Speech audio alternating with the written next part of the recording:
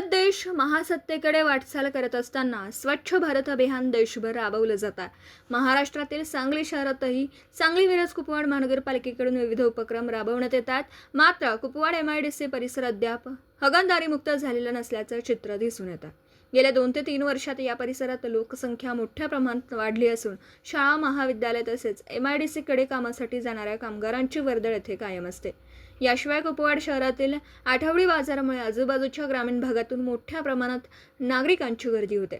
तरी देखील महानगरपालिकेकडून अद्याप सार्वजनिक सुलभ शौचालयांची कोणतीही सुविधा उपलब्ध करून देण्यात आलेली नाही. सध्या महानगरपालिकेचे आयुक्त अतिक्रमण हटवण्याच्या मोहिमेत सक्रिय असले तरी नागरिकांच्या मूलभूत गरजांकडे दुर्लक्ष होत असल्याचा आरोप स्थानिकांनी केला. या पार्श्वभूमीवर कुपवाड परिसरातील बाजारपेठ, शाळा, महाविद्यालय व प्रमुख चौकांमध्ये सार्वजनिक शौचालय सुरू करावीत या मागणीसाठी 7 एप्रिल 2026 रोजी सकाळी 11 वाजता रोहिदास चौक ते महानगरपालिका कार्यालय कुपवाड असा हलगी गाढव मोर्चा काढण्यात आला.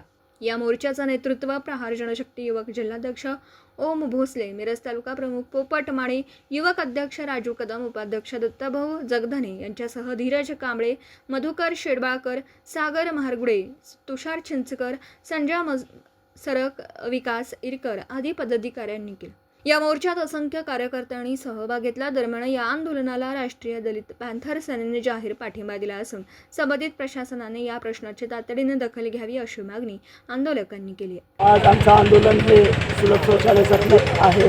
कुपवाड महानगरपालिकेला गेल्या 1.5 महिन्यापासून आम्ही निवेदन देऊन पण त्यांनी काही कारवाई केली नाही, म्हणून आम्ही आज गाढव मोर्चा काढलं. यात आम्ही प्रहार पार्टी आणि प्रहार पक्ष आणि राष्ट्रीय दलित पॅंथर सेना हे दोन्ही एकत्र येऊन आज गाढव मोर्चा काढलेला आहे. ते गाढव मोर्चाच्या माध्यमातून आम्ही इथल्या आयुक्त साहेबांना निवेदन देऊन त्यांना कळवलेलं आहे की लवकरात लवकर शौचालय हे कुपवाड शहरामध्ये झालाच पाहिजे.